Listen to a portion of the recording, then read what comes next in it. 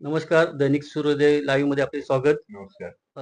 काल डॉक्टर बाबासाहेब आंबेडकर या ठिकाणी जे काही चुकीच्या पद्धतीने जे काही चाललं होतं, ते काल आपण पाहिलं असेल.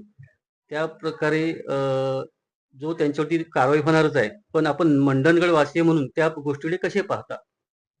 कसं आहे, डॉक्टर बाबासाहेब आंबेडकर हायस्कूल हे मंडणगडमध्ये आज जवळ-जवळ 40 ते 50 वर्ष कार्यरत आहे आणि हे हायस्कूल कार्यरत असताना या ठिकाणी या मंडणगड तालुक्यातून बरीचशी लोकं चांगल्या पदावर आहेत, चांगल्या पदावर शिकून गेल्यानंतर चांगल्या पदावर कार्यरत आहेत, काम करत आहेत. अशी शाळा एक चांगली नावारूपाला आलेली असताना या शाळेमध्ये असे प्रकार घडणे म्हणजे हे तालुक्यावासियांना थोडंसं लाछनास्पद आहे, असं मला तरी वाटतंय. कारण महत्वाची गोष्ट म्हणजे ही संस्था मंडणगड तालुका विकास मंडळ F1428 मुंबई या संस्थेचं हे ढसाळ कारभार जवळजवळ गेली आज 25 वर्ष सुरू आहे.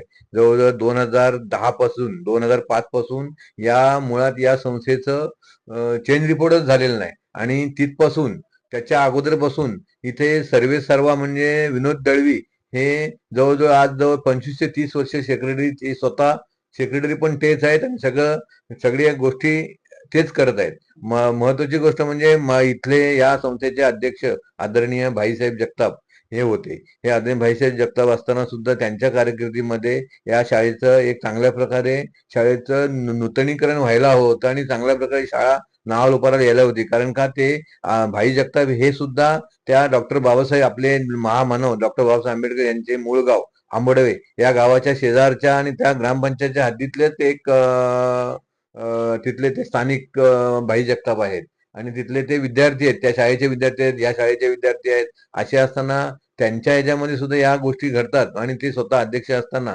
मुळात पहिली गोष्ट म्हणजे या संस्थेचं अजिबात शाळेकडे लक्ष नाही, प्रशासनाकडे लक्ष नाही आणि प्रशासनला हे संस्थेचे पदाधिकारी आहेत ते चुकीचे काम करायला लावतात असं मला म्हणायचंय. कारण त्यांना पाठीशी घातलं जातंय. त्यात कर्मचाऱ्यांची चुकी काही नाही. जर मुळात पहिली गोष्ट संस्था जर चांगली मजबूत असेल, संस्थेचं या प्रशासकीय लोकांना चांगला अंकुश असेल, तर कुठली गोष्ट मुलांना चांगल्या प्रकारच्या सुखसुविधा मिळू शकतील.